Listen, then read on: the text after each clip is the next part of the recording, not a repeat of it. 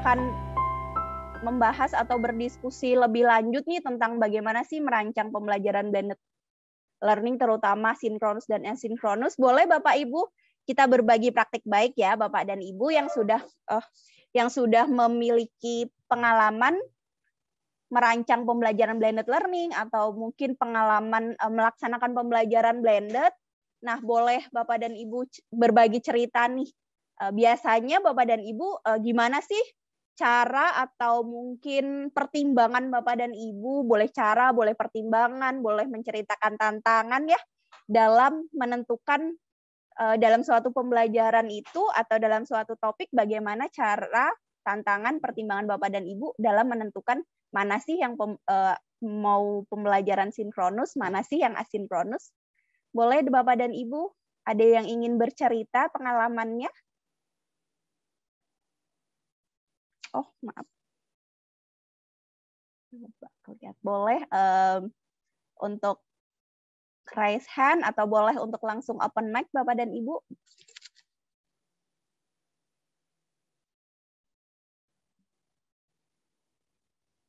Sepertinya Bu Nia mau berbagi, Ibu. Belum di unmute Ibu Nia. Iya. Oke, terima kasih. Suaranya terdengar nggak ya? Soalnya di sini hujan deras. Iya, terdengar Ibu, masih terdengar. Oke, untuk pengalaman ya, terima kasih. Assalamualaikum warahmatullahi wabarakatuh. Perkenalkan, saya Nia Kurnia dari Pekanbaru. Salam kenal semuanya, guru SD.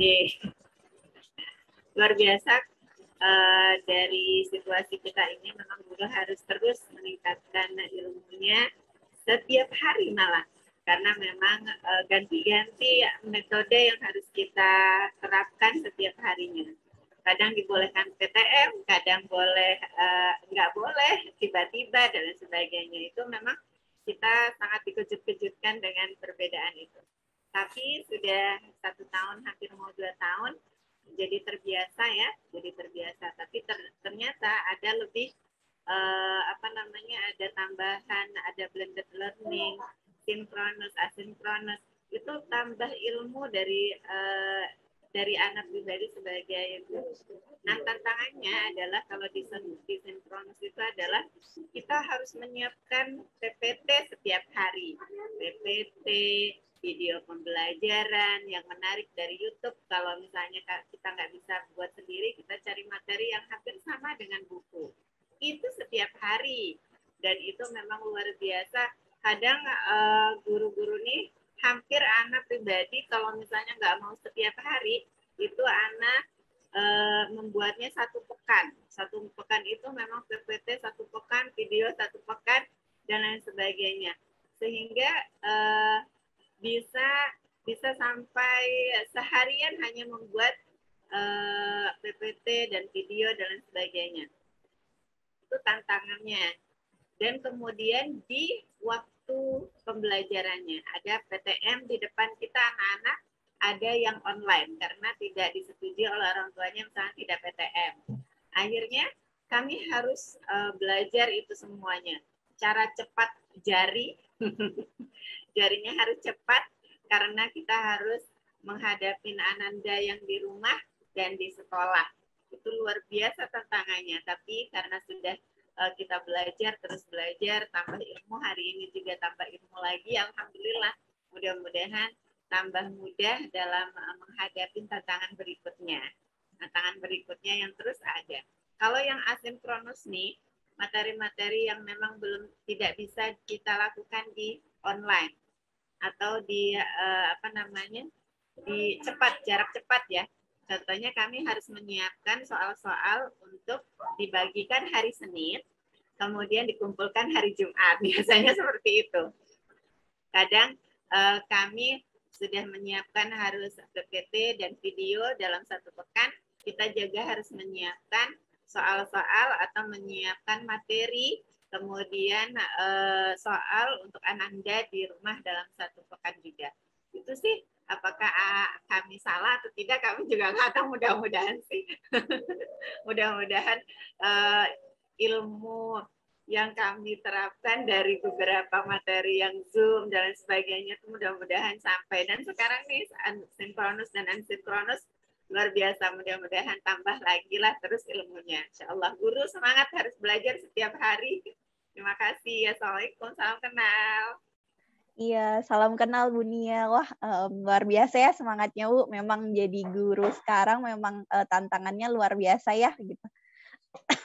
Jadi Bu Nia boleh saya tarik gitu ya beberapa poin-poin gitu. Jadi Bu Nia, mohon maaf Bu, tadi mengajar SD, kalau di SD itu untuk kelas berapa ya Bu Nia untuk mengajarnya? Kelas 1 SD. Oh, kelas 1 SD. Kelas 1 SD. Jadi memang tantangannya tambah luar biasa. Yang jenuh dia nggak mau di layar kan. Dan orang tuanya luar biasa. Baik. Jadi kalau dari cerita Bu Nia tadi, untuk menentukan nih pembelajaran atau topik pembahasan nih dari materi-materi yang harus diajarkan kepada murid. Nah, Ibu Nia tadi menentukan nih mana yang mau dibikin sinkronus, mana yang dibikin asinkronus tuh tadi seperti apa ya Bu ya? Boleh diulangin nggak Bu? Biasanya materi yang memang nggak bisa yang kami sampaikan tapi tidak bisa diselesaikan hari itu. Jadi kami memang diprintkan kemudian difotokopikan. Kalau nggak bisa, memang kami pakai kuis. Tapi karena memang kayak tadi tuh kami baru belajar tuh tadi Ana lihat tuh Ibu tadi, Ibu Sari tadi ada kuis di chat tuh. Ana baru tahu tuh. Baru belajar di milimeter ya. Mentimeter Ibu namanya. Iya ya Allah. Itu pun Ana mau belajar membuat itu. Kayaknya happy bagus banget nih, kayaknya harus bisa, saya harus bisa gitu. Karena ini kan langsung nih di-share, kemudian Ananda nanti langsung milih, kemudian itu Ana belum bisa. Masih harus belajar. Kalau di quiz apa tuh ya namanya? Quiz atau apa tuh? Baru 1 kali. Quizy. Itu baru 1 kali Ana buat udah jelimet kepala nih. Karena kan soal masukan, soal dulu.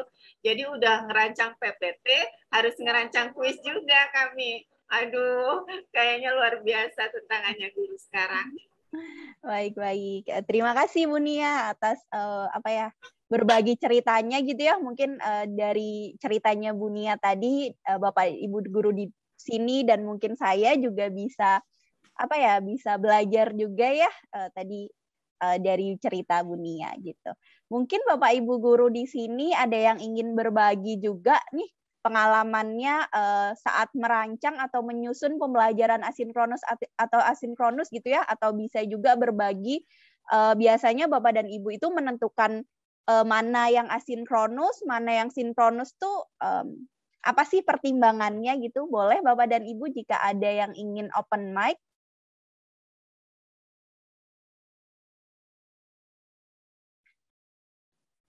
Oke, kalau belum ada nih mungkin kita simpan dulu nanti ya untuk diskusinya Bapak dan Ibu. Baik, jadi kita bahas bersama gitu ya, kapan sih kira-kira asinkronus dan sinkronus, tapi ini bukan sebagai patokan yang saklek ya Bapak Ibu guru, jadi Bapak Ibu guru kayak wajib harus mengikuti ini, itu enggak, ini jadi hanya pertimbangan-pertimbangan saja gitu ya, yang mungkin bisa Bapak Ibu guru jadikan pertimbangan saat menentukan kapan sih asinkronus dan sinkronus. Jadi asinkronus itu biasanya bisa Bapak Ibu gunakan gitu untuk merefleksikan masalah yang kompleks. Jadi sedangkan sinkronus itu mendiskusikan masalah yang tidak terlalu kompleks. Jadi agak beda ya untuk kata kerjanya Bapak dan Ibu. Kalau yang asinkronus tuh lebih merefleksikan masalah yang kompleks gitu. Jadi misalnya ada masalah-masalah yang perlu pendalaman atau refleksi yang lebih kompleks atau lebih dalam gitu, Bapak dan Ibu bisa menggunakan asinkronus. Nah, untuk sinkronus sendiri sebaiknya nih tidak membahas sesuatu hal yang kompleks gitu. Jadi diskusikan masalah-masalah yang misalnya dapat terselesaikan saat sesi sinkronus itu. Nah, misalnya nih butuh refleksi lagi dari masalah yang sudah dibahas di sinkronus, Bapak Ibu guru bisa menggunakan asinkronus ya. Jadi ini bisa dicermati untuk kata kerjanya. Nah, kemudian nih untuk kapan lagi nih kita pakai asinkronus? Nah, ketika pertemuan sinkronus tidak dapat dijadwalkan gitu ya, misalnya mungkin sering terjadi tiba-tiba ada perubahan peraturan pemerintah tentang pertemuan tatap muka begitu, kemudian mungkin ada perlu waktu untuk persiapan nih untuk menjalankan sinkronus secara online mungkin ya. Nah, Bapak Ibu guru bisa menggunakan pembelajaran asinkronus. Nah, kemudian untuk sinkronus, Bapak dan Ibu bisa menggunakan jika Bapak dan Ibu guru membutuhkan nih pengenalan topik pembahasan lebih lanjut gitu ya, agar murid itu lebih familiar gitu. Kan biasanya Bapak Ibu guru misalnya memberikan materi pembelajaran asinkronus terlebih dahulu nih sebelum tatap muka secara online maupun secara langsung ya. Nah, misalnya dari topik itu dibutuhkan nih pengenalan yang lebih lanjut gitu, Bapak Ibu guru bisa membahasnya di pembelajaran sinkronus. Jadi agar murid itu lebih familiar. Kemudian di sinkronus itu juga ada pembahasan tugas, kemudian diskusi. Jadi Bapak dan Ibu jika membutuhkan diskusi secara langsung nih dengan misalnya dengan peserta didik, kemudian dengan kelompok dan lain-lain bisa menggunakan pembelajaran sinkronus. Dan tapi nggak hanya ini aja Bapak dan Ibu, mungkin Bapak Ibu guru bisa atau mempunyai pertimbangan lain gitu ya, kapan menggunakan asinkronus dan sinkronus seperti Bu Nia tadi ya. Nah, kemudian mengapa sih kita harus pakai pembelajaran asinkronus? Kemudian mengapa kita harus memakai pembelajaran sinkronus? Dan mungkin nih dari pertimbangan-pertimbangan ini misalnya asinkronus itu peserta didik itu memiliki lebih banyak waktu ya untuk merefleksikan atau melakukan refleksi. Karena pembelajarannya itu tidak mengharapkan tanggapan atau jawaban langsung.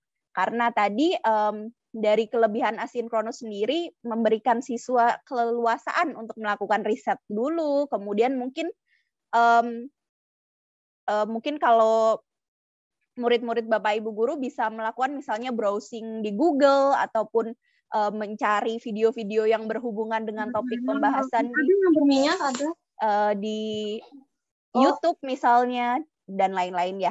Kemudian juga saat ada pertanyaan-pertanyaan atau topik diskusi yang Bapak Ibu guru berikan di pembelajaran asinkronus nih, murid-murid juga bisa memberikan jawaban yang lebih komprehensif gitu ya, karena tidak menuntut tanggapan atau jawaban secara langsung. Berbeda dengan sinkronus ya, kalau sinkronus misalnya tadi saya meminta atau mempersilakan Ibu Nia untuk berbagi cerita. Nah, itu kan juga Bu Nia harus memberikan tanggapan atau jawaban secara yang cepat dan secara langsung. Nah, tadi sudah mendapat gambaran juga ya gitu. Nah, kemudian bagaimana sih pembelajaran sinkronus dan sinkronus gitu ya. Nah, Bapak dan Ibu juga mungkin sudah belajar ini di sesi sebelumnya ya dengan rekan saya Kak Sana gitu. Nah, Bapak dan Ibu guru mungkin bisa mempertimbangkan beberapa cara berikut untuk pembelajaran sinkronus dan asinkronus ya. Jadi Bapak Ibu guru bisa nanti mungkin mencoba, mungkin ada yang belum pernah pakai Padlet atau belum pernah pakai Google Jamboard gitu. Nanti mungkin bisa dicoba gitu ya. Ini salah satu cara-cara bagaimana penerapan nih dari pembelajaran sinkronus dan asinkronus yang mungkin juga sudah dibahas di belajar live sesi pertama kemarin ya Bapak dan Ibu. Nah, kemudian selanjutnya nih ada contoh praktek baik yang tadi sudah saya sampaikan juga. Jadi ini adalah contoh nih rangkaian pembelajaran. Jadi ini Bapak dan Ibu, ini bukan dalam satu pertemuan ya, tapi ini dalam satu rangkaian topik utama. Jadi ini adalah materi di kelas 2 sampai 3 SD. Nah, temanya adalah mengenal tumbuhan yang menguntungkan manusia. Jadi ini saya ambil nih dari salah satu peserta kelas intensif juga seperti Bapak dan Ibu gitu di batch pertama kemarin. Jadi ini adalah serangkaian ya. Jadi dari tema ini Bapak atau Ibu yang membuat rancangan pembelajaran ini membagi menjadi 4 pembelajaran ya. 2 kali asinkronus, kemudian 2 kali sinkronus, dan sinkronusnya pun terbagi ya, ada yang sinkronus secara daring dan luring. Jadi dalam sesi asinkronusnya nih Bapak dan Ibu, Ibu dan Bapak guru ini memberikan nih video terlebih dahulu gitu ya, tentang sebuah cerita gitu ya, sebuah buku cerita gitu. Kemudian juga murid diminta untuk mencari tahu terlebih dahulu nih kira-kira tumbuhan apa sih yang sudah diketahui gitu ya oleh murid-murid, tumbuhan yang menguntungkan bagi manusia. Nah, kemudian juga murid diajak nih untuk mencari tahu terlebih dahulu kira-kira ada nggak sih gitu ya tumbuhan-tumbuhan yang menguntungkan manusia di sekitar rumah mereka atau di lingkungan sekitar mereka. Dan kemudian dilanjutkan nih dengan sesi sinkronus daringnya, dengan guru ini mungkin membuat games ya gitu dengan konsep apa ya, harta karun yang disembunyikan mama, karena ini untuk kelas 2 sampai 3 SD ya gitu.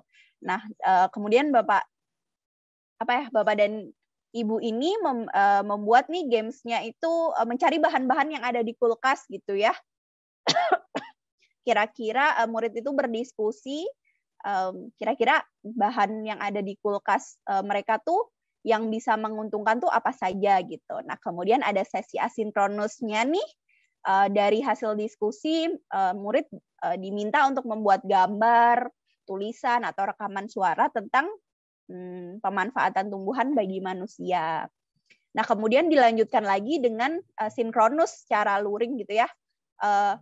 Kalau di sini membuat kudapan salad dari berbagai macam buah-buah dan sayur-sayuran. Nah, ini salah satu contoh praktik baik yang dibuat oleh salah satu peserta kelas intensif di batch pertama gitu, tentang tumbuhan yang menguntungkan manusia di kelas 2 dan 3 SD. Nah, kemudian di sini juga ada praktek baik lainnya Bapak Ibu, masih sama dari salah satu peserta di batch pertama. Ini topik utamanya adalah tentang identifikasi zat adiktif pada makanan. Jadi untuk kelas 8 SMP ya. Jadi mungkin ini kimia, untuk pelajaran kimia mungkin. Jadi di sini sudah ditentukan, ini ada asinkronus dan sinkronus, dan lagi-lagi saya ingin menekankan bahwa ini bukan pembelajaran satu kali ya, atau dalam satu hari gitu. Jadi ini adalah kerangka pembelajaran secara utuh. Kalau Bapak dan Ibu tadi kita menengok ke belakang lagi, kunci pembelajaran blended learning adalah pembelajaran blended learning itu harus mempunyai kerangka pembelajaran secara utuh. Nah, pembelajaran secara utuh tuh seperti ini gitu ya. Jadi terdiri dari sesi asinkronus dan sinkronus. Kemudian materi belajarnya nih Bapak dan Ibu guru nih bisa memecah dan membagi materi yang besar. Kalau di sini kan identifikasi zat adiktif pada makanan. Nah, Ibu dan Bapak yang membuat ini tuh sudah memecah materinya menjadi 5 materi belajar gitu. 6 materi belajar. Nah, Bapak dan Ibu, satu topik besar ini, Bapak dan Ibu tuh bisa membagi beberapa materi belajar sesuai dengan kebutuhan Bapak dan Ibu. Nah, satu materi belajar ini nggak harus, materi belajar pertama tuh asinkronus, kemudian materi belajar kedua tuh harus sinkronus gitu.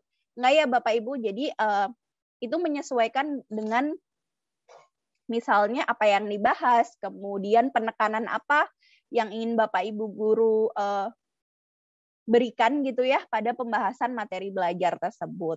Nah, dalam satu materi belajar ini itu dapat terdiri dari satu atau lebih sesi asinkronus dan sinkronus. Misalnya nih, dalam satu materi belajar seperti yang ada di sini di kotak hijau. Nah, ini kan dalam satu materi belajar itu terdiri dari 2 pembelajaran ya, ada sesi asinkronusnya dan kemudian ada sesi sinkronusnya. Tapi kalau misalnya dirasa belum cukup nih, Bapak dan Ibu guru bisa membuat pembelajaran atau menambahkan pembelajaran baik asinkronus ataupun sinkronus seperti itu. Jadi tidak ada patokan gitu ya, satu materi belajar harus 1 kali pembelajaran gitu. Nah, itu tidak ada. Nah, kemudian tipsnya nih, kalau misalnya Bapak dan Ibu guru membuat rancangan pembelajaran seperti ini, kemudian bingung nih menentukan asinkronus atau sinkronusnya, Bapak dan Ibu guru bisa mulai menyusun nih materi belajarnya apa saja sih gitu. Jadi kita susun dulu nih materi belajar apa yang ingin dibahas, baru kemudian kita menentukan nih sinkronus atau asinkronusnya ya. Atau misalnya bisa juga dari materi belajar yang sudah disusun, kemudian Bapak dan Ibu guru mungkin sudah mendapatkan gambaran gitu, aktivitas pembelajaran apa sih yang ingin dilakukan, dan setelah itu baru menentukan sinkronus dan asinkronus gitu. Jadi pastikan dulu Bapak dan Ibu sudah memiliki kerangka pembelajaran secara utuh tentang topik apa yang ingin dibahas dalam suatu topik bahasan utama. Nah, kurang lebih seperti itu ya Bapak dan Ibu.